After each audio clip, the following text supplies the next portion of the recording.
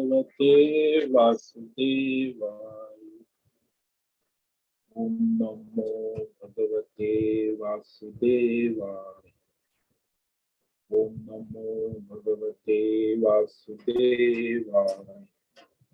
ओम नमो भगवते वासुदेवाय।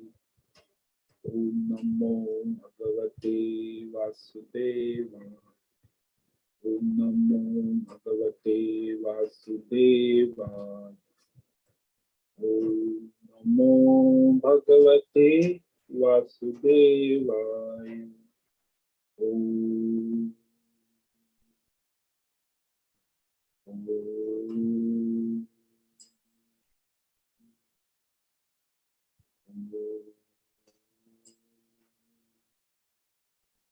ओम श्री परमात्मने नमो नमः।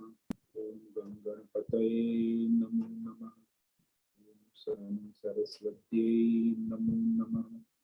ओम गं गुरुभ्यो नमो नमः। ओम सहना भवतु सहनौ भुनक्तु सह वीर्यं करवावहै तेजस्विनावधीतमस्तु मा विद्विषावहै। ओम शांति शांति शांति। सदाशिवसमारम्भां शंकराचार्यमध्यम् अस्मदाचार्यपर्यन्तां वन्दे गुरुपरम्पराम्। पार्थाय प्रति भगवतां नारायणेन स्वयं व्यासेन ग्रथितां पुराणं मध्ये महाभारत अद्वैतामृतवर्षिणीं भगवतीं अष्टादशाध्यायिनीं अम्ब त्वामनुसन्दधामि भगवद्गीते भवद्वेषी वसुदेवसुतं देवं कंसचाणूरमर्दनं देवकी परमानन्दं कृष्णं वन्दे जगद्गुरुं। नमस्ते परमं ब्रह्म सच्चिदानन्दरूप निर्गुणाय नमस्तुभ्यं ओंकाराय नमो नमः। सर्वे दुर्गाणि तरन्तु सर्वे भद्राणि पश्यन्तु सर्वे सद्बुद्धिमाप्नोतु सर्वे सर्वत्र नन्दतु। ओम तत्सत्। ओम ओम। आप सभी ऑनलाइन नेटवर्क पर उपस्थित भगवद गीता श्रवण साधकों को आज प्रातः का अभिवादन अभिनंदन अभिवंदन। हरि ओम हरि ओम हरि ओम। हम सबको आज का यह दिव्य दिन तन मन धन जन देश काल विषय वस्तु व परिस्थिति अवस्थाएं अध्यात्म भौतिक दैवी व्यष्टि समष्टि क्षेत्र सभी को अपने अपने पूर्व में अनंत जन्मों में किए हुए संचित पाप पुण्य धर्म अधर्म मिश्र कर्मों के पके हुए फल स्वरूप वर्तमान में आज अपने अपने प्रारब्ध अनुसार परमेश्वरी अचिंत्य योग माया के माध्यम से प्रसाद स्वरूप में प्राप्त हुआ। अतः आज का यह दिव्य दिन परमार्थ हेतु निष्काम सेवा यज्ञ देव यज्ञ ऋषि यज्ञ पितृ यज्ञ मानव यज्ञ भूत प्राणी यज्ञ सात्विक दान शारीरिक वाचिक मानसिक तप निष्काम कर्म योग ध्यान योग भक्ति योग ज्ञान योग साधनाएं स्वाध्याय वेद शास्त्रों का अध्ययन अध्यापन उपासना आराधना के लिए समर्पित करे और कराए। अत्यंत दुर्लभ मनुष्य जीवन की प्रत्येक क्षण परमार्थ हेतु सार्थक करे और कराए। आज विक्रम संवत 2080 अधिक मास श्रावण पुरुषोत्तम कृष्ण पक्ष की त्रयोदशी तिथि 10:24 तक है। उसके बाद चतुर्दशी लग जाती। आज है पुनर्वसु नक्षत्र 11:05 तक दोपहर। उसके बाद पुष्य नक्षत्र लगता है। आज है सोमवार अधिक मास श्रावण का ये अंतिम सोमवार और ये शिव जी भोलेनाथ की आराधना का दिन। यहाँ वर्षा ऋतु तेज लगातार रात भर वर्षा हुई। गंगा जी खतरे के निशान से ऊपर बह रही है और यहाँ का रात्रि का न्यूनतम तापमान 20 डिग्री और दिन का अधिकतम 30 डिग्री। वायु की गति 5-10 किलोमीटर प्रति घंटा चल रही है।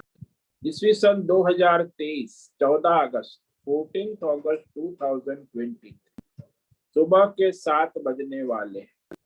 कलयुग का प्रथम चरण 5248वां वर्ष 7वां वयोसत मनवंतर श्वेत वराह कल ब्रह्मा जी का 26वां दिन और 51वां वर्ष चल रहा है।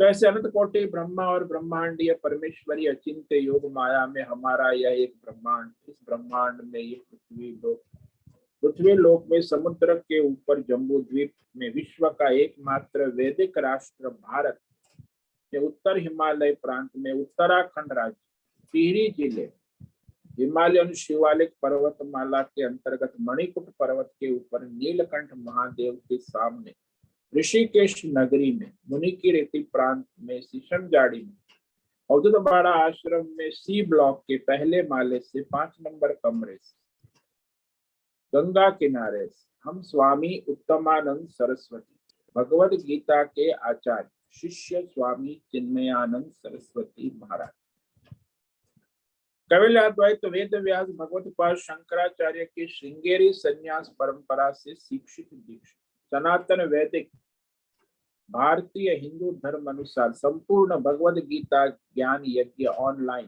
चैतन्यमय जीवन लाइव प्रसारण के अंतर्गत व्याख्यान माला में अध्याय 2 सांख्य योग के श्लोक नंबर 26 पर संस्कृत एवं हिंदी में व्याख्यान करें। दिव्य पवित्र सरल व्यवहारिक सटीक पूर्ण वर्ण अक्षर पद वाक्य पंक्ति श्लोक अध्यायों की संगति संधि अन्वय शब्दार्थ वाक्यार्थ भावार्थ रहस्यार्थ के यथार्थ तात्पर्य सहित वैदिक शास्त्र वेद व्यास साहित्य शंकर भाष्य एवं परंपरागत सन्यासी आचार्यों की टीका टिप्पणी सहित आज का यह व्याख्यान करें। कृपया आप सभी श्रद्धा भक्ति ध्यान से परिपूर्ण होकर के यह दिव्य भगवद गीता श्रवण साधना करें, कुछ ग्रहण करें, कुछ धारण करें, कुछ अपने जीवन में चरितार्थ करें, उसमें निरंतरता लाए, अपनी अपनी आध्यात्मिक भौतिक दैवी अशांति द्वंद्व मोह विक्षेप से रहित होकर के शरीर इंद्रिय अशास्त्रीय अधार्मिक भ्रम भ्रांतियों से रहित होकर शरीर इंद्रिय प्राण मन वचन कर्म से एक रूप एकाग्र होकर के शुद्ध सात्विक सूक्ष्म भगवत विवेक बुद्धि करे। वेद शास्त्र आचार्य परंपरा अनुसार विवेक बुद्धि करे। पुनः पुनः इस व्याख्यान का श्रवण करे, मनन करे, चिंतन करे, चर्चा विचारणा करे, प्रचार प्रसार करे, लिंक भेजे, ग्रुप में शेयर, अपना और सबका परम कल्याण करे और कराए। ओम तत्सत। ओम ओम ओम। तो भगवान श्रीमद् भगवद गीता में अध्याय 2 के श्लोक नंबर 25 में तो आत्म तत्व का निरूपण किया। अब यदि जो लोग आत्मा को व्यवहारिक दृष्टि से जन्मने और मरने वाला मानते तो शरीर भी तो प्रकृति के नियम के अनुसार अनित्य है, ये जानकर भी शोक करना उचित नहीं। कोई शरीर नित्य नहीं है, क्योंकि प्रकृति का सनातन नियम है काल के प्रवाह में सारे भौतिक अध्यात्म दैव पदार्थ शरीर की उत्पत्ति स्थिति लय पुनः उत्पत्ति स्थिति लय होती रहती। ये तो नियम है प्रकृति। तो वही अब भगवान आगे श्लोक में कह रहे हैं, व्यवहार तभी परमार्थ तो आत्मदृष्टि से शोक करना उचित नहीं है, लेकिन व्यवहार तभी शोक उचित है। तो शोक करने योग्य नहीं। अथ चैनम नित्य जातम नित्यं वा मन्यसे मृतम तथापि त्वं महाबाहो नैवं शोचितुमर्हसि।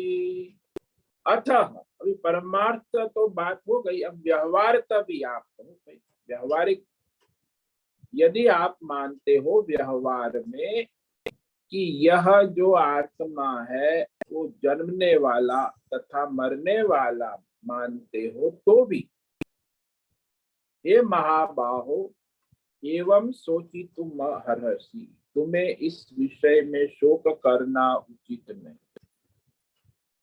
तुम शोक करने योग्य नहीं हो। तो अब भगवान स्पष्ट कर रहे हैं कि अगर तुम इस आत्मा को शरीर उत्पत्ति से उत्पन्न होने वाला मानते, शरीर के साथ मृत्यु से मरने वाला मानते, तो ये अवश्य भावी प्रकृति का विकार है। इस प्रकृति के विकार के लिए भी तुम्हें शोक करना उचित नहीं है। तो अथ का अर्थ हुआ कि आत्मा परमार्थ विचार के बाद अब यदि तुम्हें शोक हो रहा है तो इसका ये रहस्य है कि वेद शास्त्र द्वारा बताया हुआ आत्म ज्ञान, परमार्थ ज्ञान तुम्हें स्पष्ट नहीं हुआ। तो परमार्थ ज्ञान यदि स्पष्ट न हुआ तो भी कोई बात नहीं। आप जो स्पष्ट विवेक करो,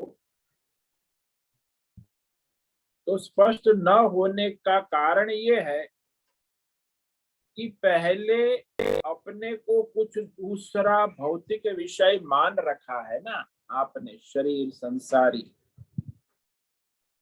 अब पहले जिसने अपने को भौतिक शरीर और संसारी मान रखा है, अब उसे हम दूसरी बात कहें कि तुम ये शरीर संसारी नहीं हो, तुम आत्म तत्व परमार्थ हो, तो दूसरी बात जो है यथार्थ कहने पर पहले जो हमारी बुद्धि ने मान रखा है कि मैं शरीर हूं, मैं संसारी हूं,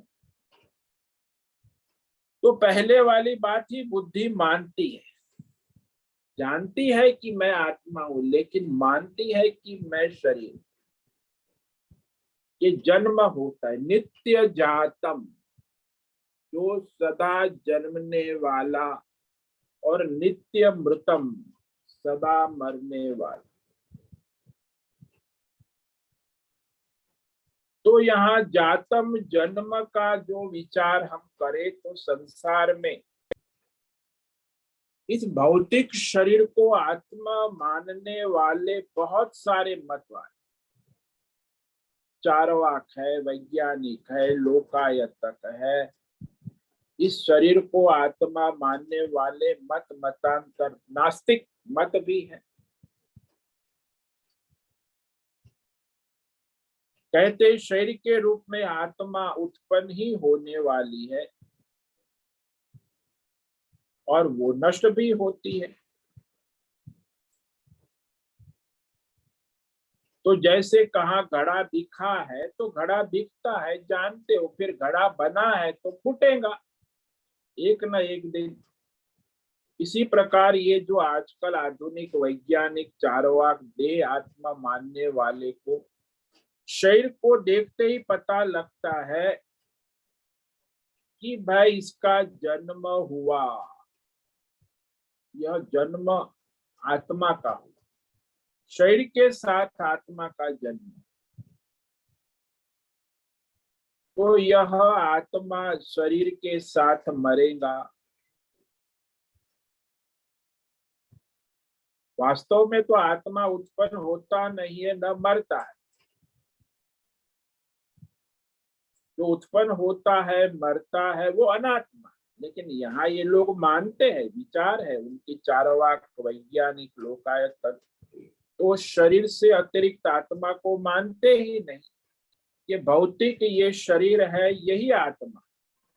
शरीर कोई भी उत्पन्न होने वाला और मरने वाला वो भी मानते, लेकिन ये आत्मा शरीर रूपी आत्मा है, वो अवश्य उत्पन्न होता है, जन्म होता है और उसका अवश्य मृत्यु भी होती है। तो ये विचार है आधुनिक, पहले भी था। तो हम ऐसा मानते हैं तो भी शोक करना उचित। भाई कांच के ग्लास को आप ले आओ बाजार से, भले वो लंबे समय तक 1 2 5 साल चल जाए, लेकिन वह कांच का ग्लास एक न एक दिन फूटेगा।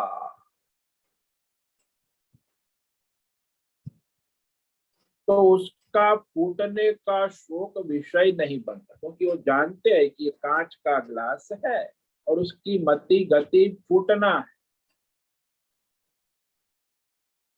तो ये नास्तिक मत के विषय में भगवान कह रहे हैं कि यदि तुम नहीं मानते, आत्मा आस्तिक नास्तिक हो, तो भी तुम्हें शोक करना उचित नहीं।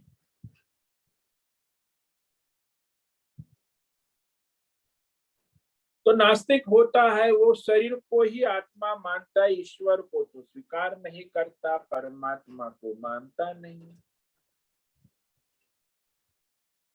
तो भी तुम्हें विचार करना होगा कि तुम्हें शोक जो है, ये शरीर, यदि आप भीष्म पितामह को शरीर मानते हो, द्रोणाचार्य को भौतिक शरीर मानते हो, तो भी शोक करना उचित,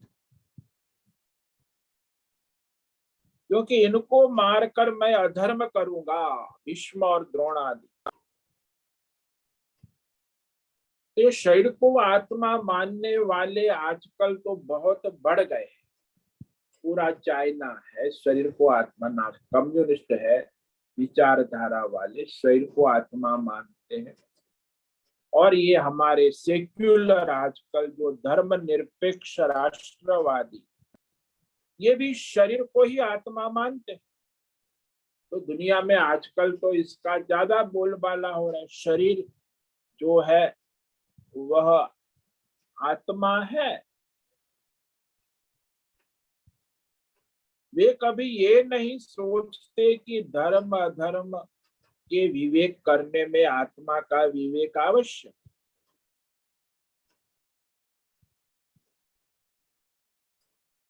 तो ये सारी गोल मटोल भाषा में एक जो है, ये धर्मनिरपेक्ष और सेक्युलर राष्ट्रवादी विचारधारा जो है, वो कहते सब धर्म सच्चे हैं, सब धर्म समान है। राष्ट्र की दृष्टि से, सरकार की दृष्टि से सभी धर्म समान है, सभी धर्म सच्चे हैं, सभी धर्म को अपने धर्म पालन का अधिकार है जन्म से। अभी जब हम कहते कि सब धर्म समान है, सच्चे है, तब हम कहेंगे तुम्हें पशु बकरा मारना, गाय मारना, ये तो धर्म है, एक वाल। दूसरा कहते हैं कि भाई पशु को मारना, गाय बकरे को मारना अधर्म है। तो हिंदू वाले कहेंगे कि ये तो गाय बकरे पशु को मारना अधर्म है, और वो कहेंगे कि ये तो हमारा धर्म है। तो बकरे को मारना, गाय को मारना हमारा धर्म है। हिंदू कहते हैं कि गाय को बचाओ, बकरी को बचाओ, उसे मारो मत, ये उनका धर्म। तो ये दोनों अपने अपने धर्म में खड़े हुए हैं। अब एक ईसाई वाले कहते हैं कि मांसाहार और शराब, वाइन पीने से ही ईसाई धर्म का पालन होता है।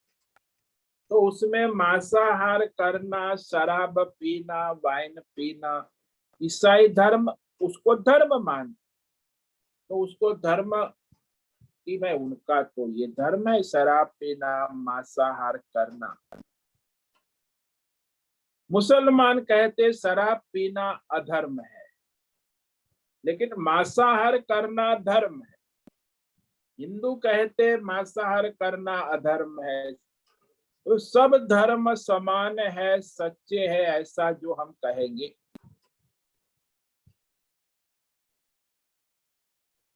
तो वह वास्तव में अविवेक है। इसका मतलब ये हुआ कि जिसको जो भी धर्म का पालन करना है, सब कहीं न कहीं सभी धर्म जो है वो सच्चे। सर्व धर्म मानने वाले तो हमेशा यह देखेंगे धर्म जो है एक ही है। तो वहां किसी धर्म कर्म को करने से किसी को पाप होगा तो किसी को पुण्य होगा। भाई मुसलमानों को बकरा काटना गाय काटना पुण्य होगा और हिंदुओं को बकरा काटना गाय काटना पाप होगा। ईसाइयों को मांसाहार खाना और शराब पीना पुण्य होगा, धर्म है, और हिंदुओं को मांसाहार करना शराब पीना पाप होगा। इस मुसलमानों को भी शराब पीना पाप होगा। तो अब ये तो बड़ा विटंबना है। अन्यथा इस तरह संसार में फिर हम देखें कि रस्सी पड़ी है तो कोई कहेगा कि मुझे सांप दिखता है, कोई कहेगा मुझे भूत छिद्र दिखता है, कोई कहेगा मुझे जलधारा दिखती है, कोई कहेगा मुझे डंडा दिखता है। तो सब विचार सब मत मान लो, जिसको जैसा दिखता है वो सभी सत्य धर्म है। वैसे तो वहां रज्जू पड़ी है, लेकिन जिसको जो दिखता है वो सत्य धर्म है। लेकिन ऐसा कोई लौकिक व्यवहार में नहीं करता कि तुमको जैसा मानना है वैसा करो। लौकिक विषय में मानो कि ये गाय है तो वो कहेगा नहीं, मैं मानूंगा ये गधा है, ये घोड़ा है, ये बकरा है। सबको जिसको जो मानना है। लौकिक व्यवहार में तो ऐसा नहीं, गाय तो गाय है, फिर चाहे हिंदू हो मुसलमान हो सिख हो सबके लिए गाय है। तो लौकिक व्यवहार में ऐसा नहीं हो सकता। तो जिसको अपना मन माना धर्म आचरण करना है उसके लिए ये रास्ता हो गया कि सर्व धर्म समान है, सच्चे है, धर्म निरपेक्ष विचारधारा वाला। तो ये संसार में अपना मनमाना आचरण करना उसके लिए ये रास्ता हो गया सबके। धर्म मनाना धर्म।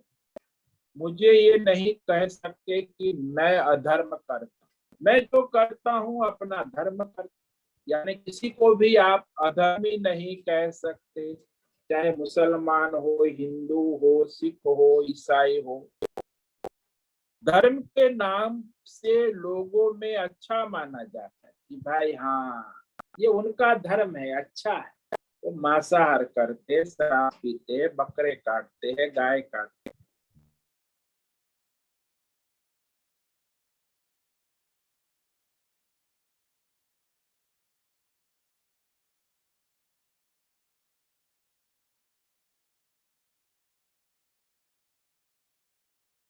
तो वास्तव में ये विचार करे कि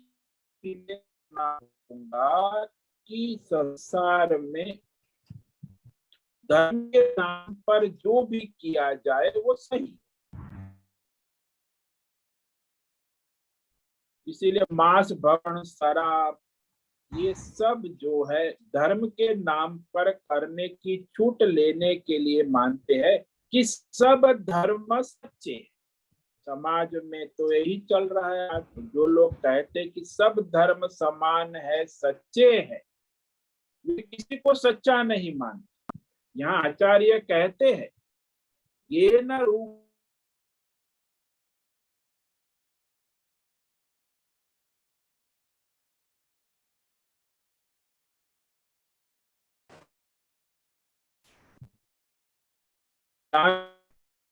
आचार्य कहते हैं कि जित हो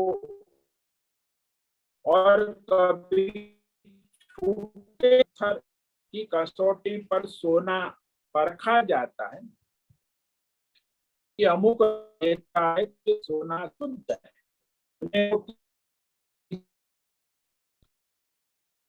कहने की कसौटी पर निश्चित रंग देता है। जो चीज जिस रूप में निश्चित है उस रूप से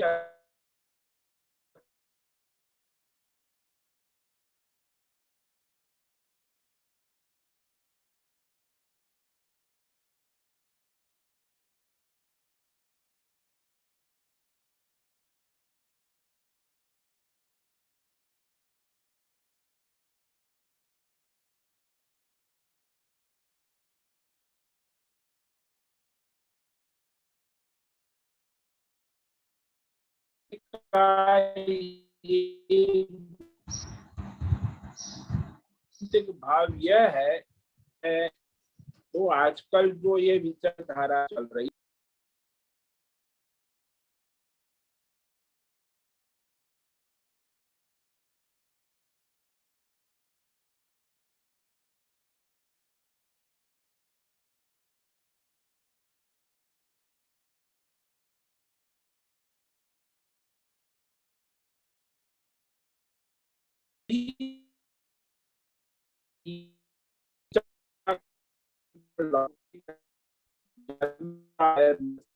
शरीर के साथ आत्मा, क्योंकि शरीर ही जन्मता है, यही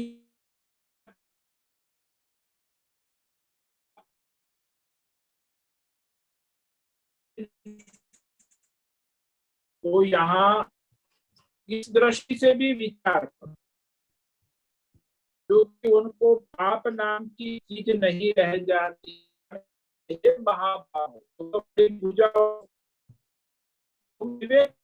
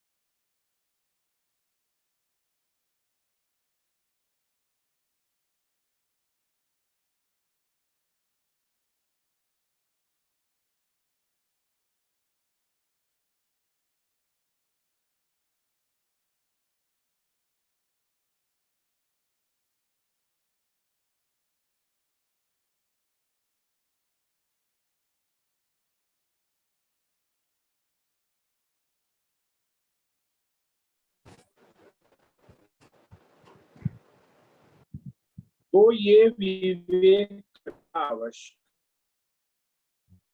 नित्य जातम, जो जन्मने वाला है, नित्य शब्द है, सदा जन्मने वाला और सदा मरने वाला, केवल जन्मने वाला नहीं कहा। नित्य जातम का अर्थ होता है नित्य हो और उत्पन्न हो। नित्य च जातम च इति नित्य जातम। जो आस्तिक लोग हैं वो आत्मा को नित्य मानते हैं, और नास्तिक है वो शरीर को आत्मा मानते। तो वेद को मानने वाले आस्तिक आत्मा को नित्य मानते, परंतु आस्तिकों में अनेक ऐसे हैं जो कहते हैं कि आत्मा नित्य होते हुए भी शरीर आदि रूप में उत्पन्न होता है, इसीलिए जीव कहते हैं व्यापक।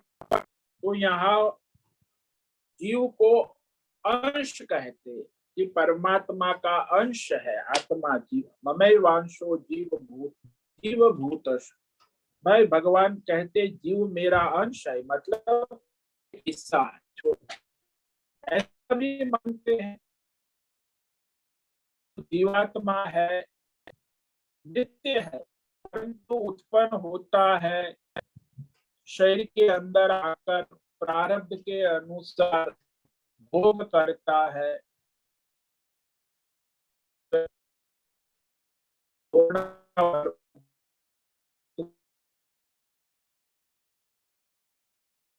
जीव जो अंश है,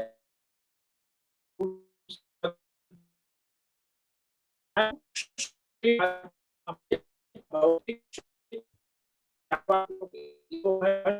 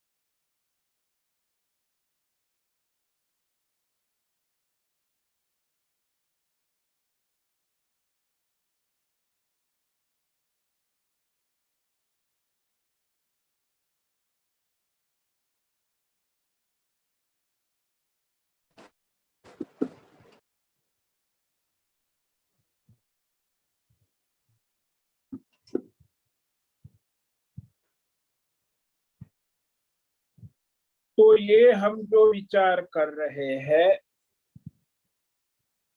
कि नित्य जातम, तो जो लोग सूक्ष्म शरीर कहते हैं वे जीव को एक सूक्ष्म शरीर मानते हैं, आत्मा को, इसीलिए वह नित्य आता है जाता है।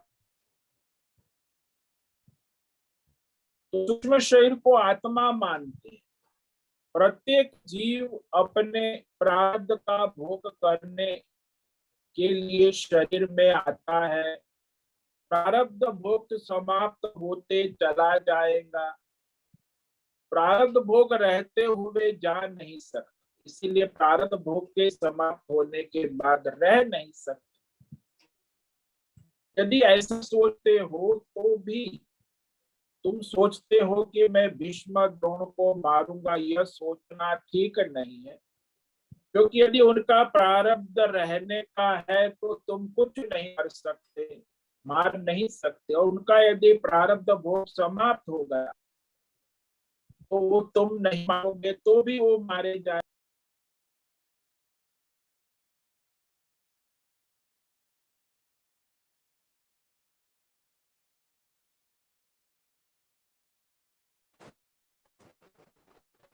सूक्ष्म शरीर की बात करें, पहले स्थूल शरीर से भी शोक उचित नहीं है। अगर आप सूक्ष्म शरीर को आत्मा मानते हो तो इस पक्ष में भी शोक करना उचित नहीं।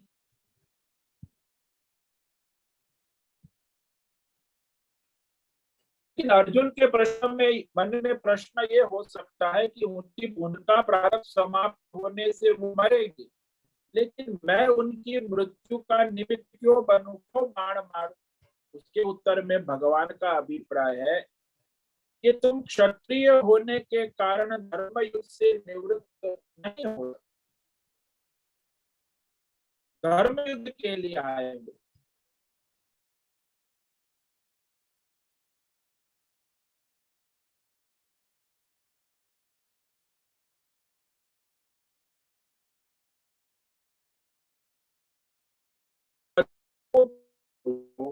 तुम धर्म युद्ध से हट जाओ,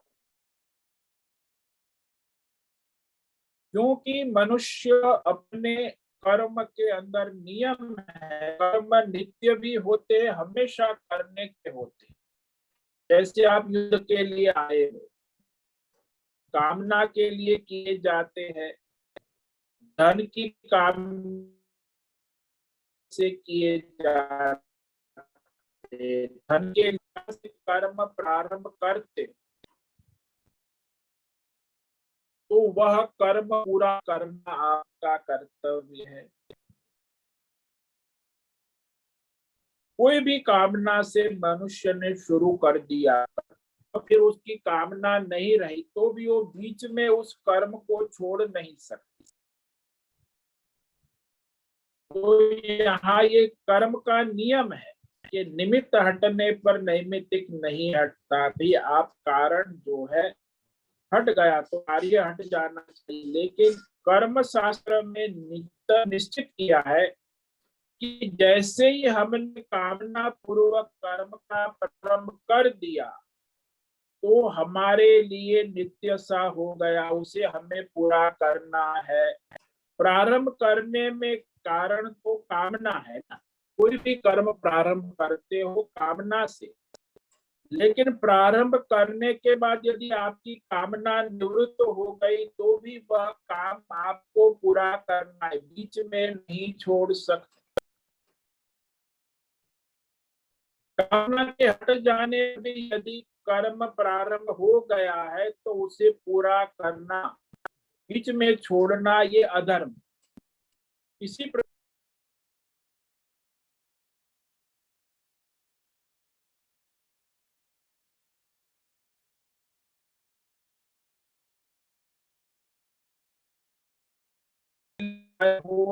बच गए हैं मैदान में, आप कह रहे हो युद्ध नहीं करूंगा, इस तरह युद्ध से पलायन नहीं कर सकते। सब लोग इकट्ठा युद्ध के मैदान में है और तुम इस कर्म चाह नहीं कर सकते। हाँ, युद्ध समाप्त होने के बाद या युद्ध प्रारंभ से पहले आपको ये सोच लेना था। अभी आप युद्ध में आ गए, कर्म प्रारंभ हो चुका है, तो ये युद्ध समाप्त होने के बाद आप विचार कर सकते हैं कि अब मैं क्षत्रिय धर्म का त्याग करता हूं।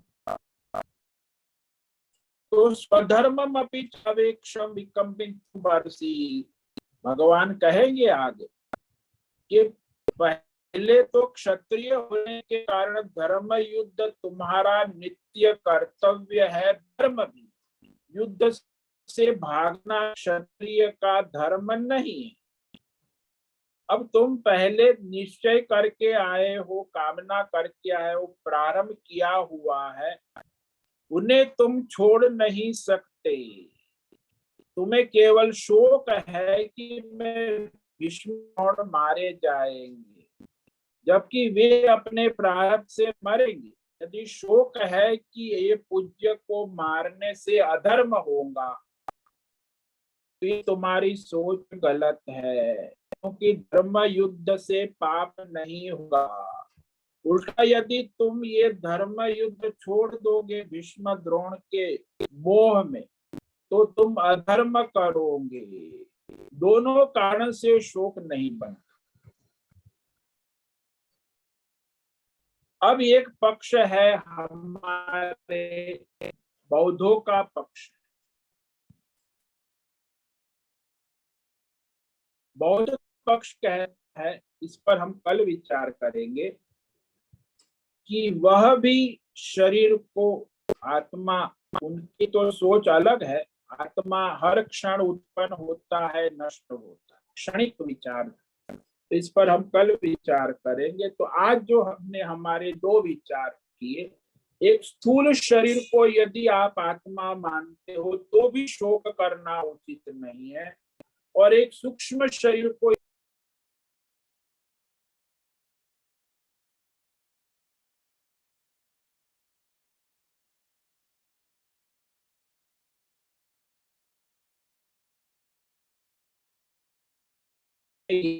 लोग 26वां किया है।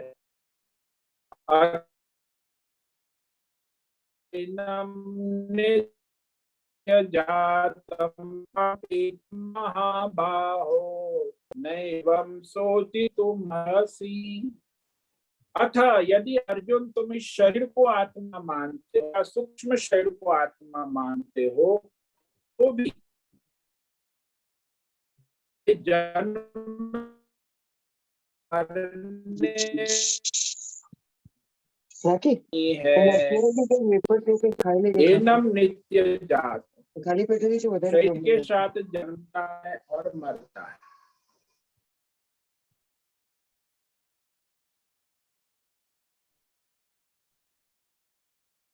नमो नारायणाय।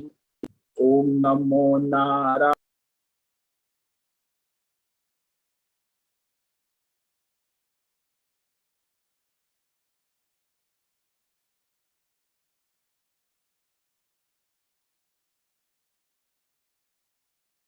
वाचा मनसेन्द्रियर्वा बुद्ध्या वा प्रकृते स्वभाव करोमि यद्यत् सकलं परस्मै नारायणायेति समर्पयामि। ओम सर्वे भवन्तु सुखिनः, सर्वे सन्तु निरामयाः, सर्वे भद्राणि पश्यन्तु, मा कश्चित् दुःखमाप्नुयात्। अस्तु मा सद्गमय, तमस्तु मा ज्योतिर्गमय, मृत्योर्मामृतम्। ओम पूर्णमद पूर्णमिदं पूर्णात् पूर्णमुदच्यते पूर्णस्य पूर्णमादाय पूर्णमेवावशिष्यते। ओम शांति शांति शांति।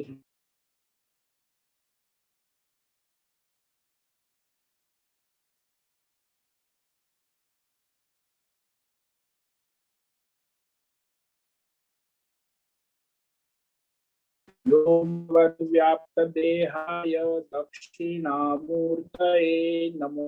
ओम गुरुभ्यो नमः। ओम ब्रह्मास्तु। ओम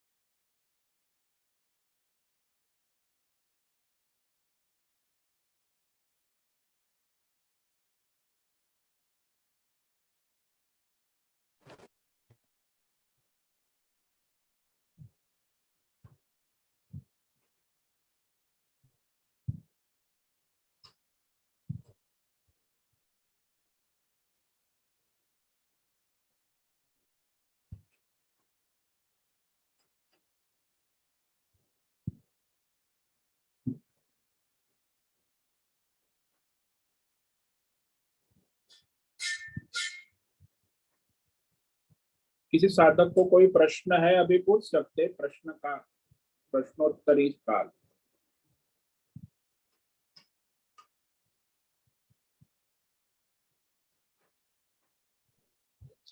प्रणाम स्वामी जी।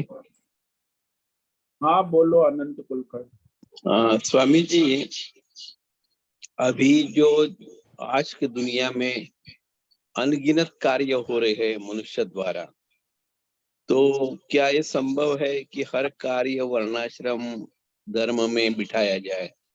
ये पहला सवाल है।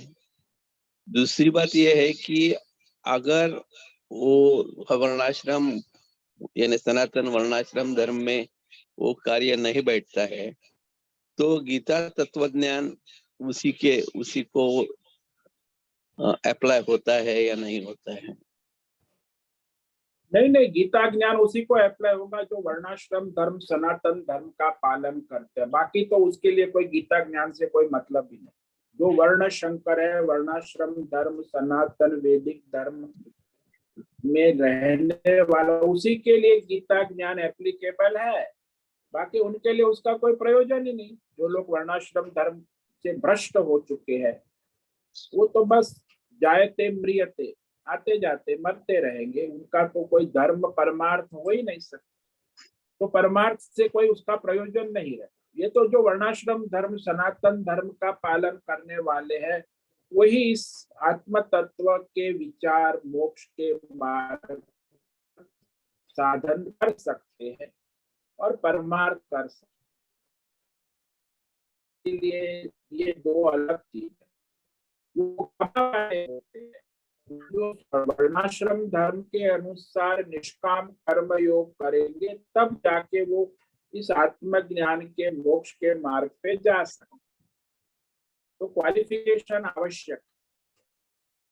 जिसने अपना स्वधर्म वर्णाश्रम धर्म सनातन का पालन नहीं किया, वो अपने परमार्थ से पतित हो गया। अब उसे करना हो वर्णाश्रम धर्म का पालन, तब जाके वो इस परमार्थ में आगे बढ़ सकते। गीता ज्ञान उस जीवन में आता है, नहीं तो नहीं। सनातन धर्म का बेस ही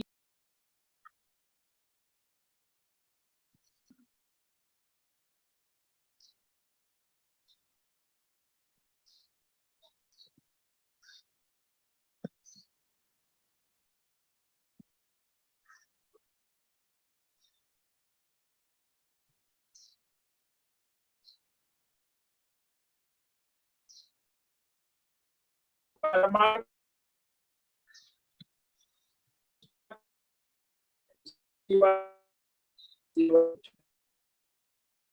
में आया। हाँ स्वामी जी। ओम नमो नारायणाय। ओम नमो नारायण।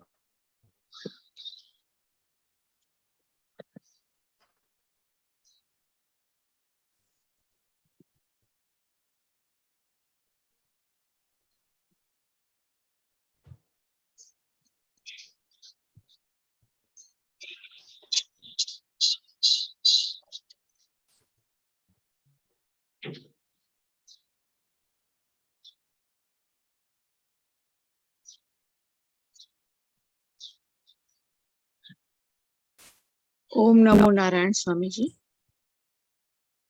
बोलो भाव। स्वामी जी, जो नैतिक जीवन जीते हैं उसे धार्मिक कहा जाता है क्या? नहीं नहीं नहीं, नैतिक जीवन का कोई दोस्तों वर्णाश्रम धर्म का प्राप्त, वो तो गौण है। नैतिक वर्णाश्रम धर्म ही मुख्य है, स्वधर्म। गीता जो है नैतिक धर्म की बात कहाँ कर है, वो तो स्वधर्म की बात कर रही है। और ये वर्णाश्रम धर्म ही स्वधर्म है। तो नैतिकता का कोई मूल्य जो है व्यवहारिक देखा जाए तो सबकी अपनी अपनी नैतिक मूल्य है। जैसे अभी हमने बताया, मुसलमान है, हिंदू है, सिख है, उनकी नैतिक धर्म है शराब पीना, मांस खाना। मुसलमानों का नैतिक धर्म है कि वो अपना बकरा काटना। हमारा नहीं काटना पशुओं की सेवा।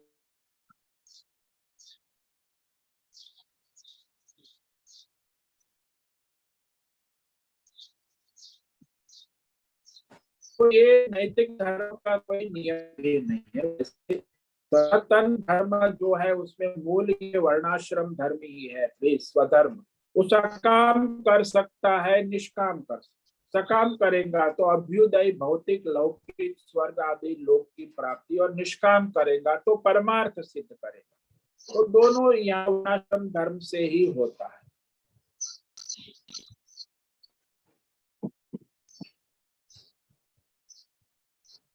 वो तो गौण है, नैतिक मूल्य सारे जो है वो तो गौण है, मुख्य तो स्वधर्म है। समझ में आया? पर स्वामी जी, हम लोग जो ये अलग अलग मुस्लिम, ईसाई, ये सब जो बोल रहे हैं उसे धर्म ही कहते हैं ना वैसे तो, कि ये अलग धर्म है। तो उनके नीति नियम के मुजब चलना मतलब वो नैतिकता उनकी भले है, लेकिन वो धार्मिक तो हुए ना। जैसे मुसलमान अपने नैतिक मूल्यों को लेके चलता है, तो वो अपने हिसाब से वो मुस्लिम धर्म में धार्मिक हुआ। वैसे होता है कि अपना सनातन धर्म जो है उसी को धार्मिक कहते हैं।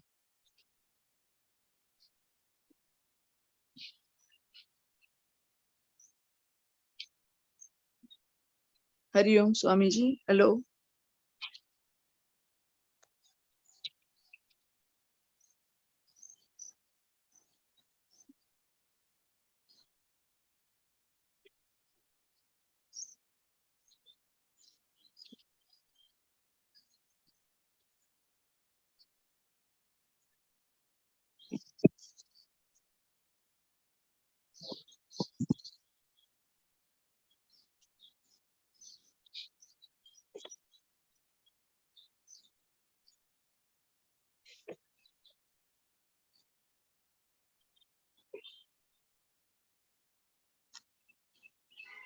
हेलो।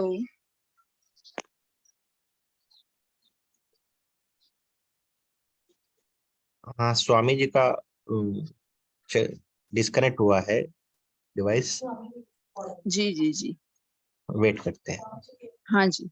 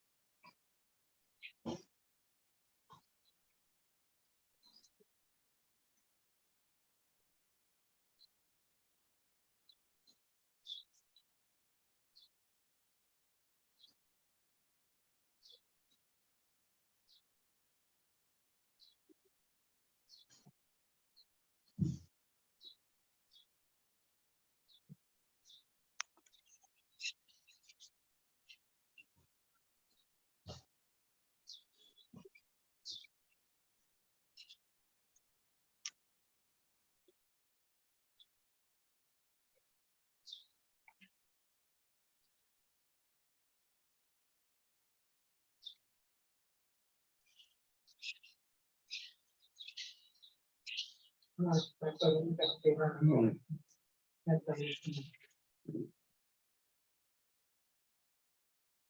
कर लेंगे कनेक्ट।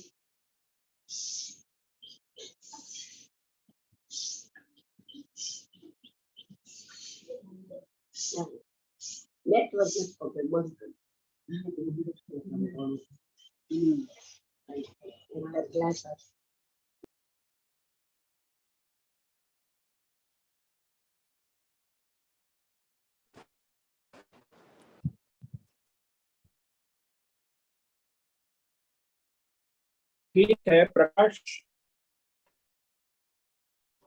हेलो जी प्रकाश, स्वामी जी। जी स्वामी जी। ये नेटवर्क प्रॉब्लम हो रहा है तो आज का सत्संग यही समाप्त करते। सभी साधकों को आपका ओम नमो नारायण। जी स्वामी जी। प्रकाश नमो नारायणाय स्वामी जी। सबको ओम नमो नारायण। ओम नमो सबको ओम नारायणाय नमो स्वामी जी। नारायण। ओम नमो नारायण। ओम नमो नारायण। ओम नमो नारायण। ओम नमो नारायण स्वामी जी। ओम नमो नारायण स्वामी जी। आज का यह दिव्य सत्संग हम से यही पूर्ण निवेदन करते है, हैं। सभी साधकों को ओम नमो नारायणाय। सभी साधकों को ओम नमो नारायणाय।